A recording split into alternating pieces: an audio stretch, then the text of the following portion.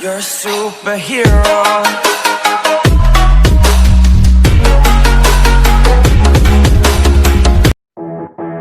Audio Jungle.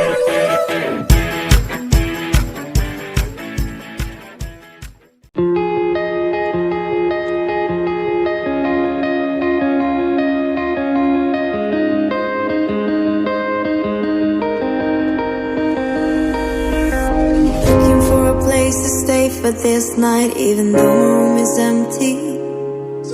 My baby got me out the door tonight, our story never ending. He says that I'm the worst and it's better off alone. Still in front of me you're standing. We're trying to get along and say that something's wrong. We'll see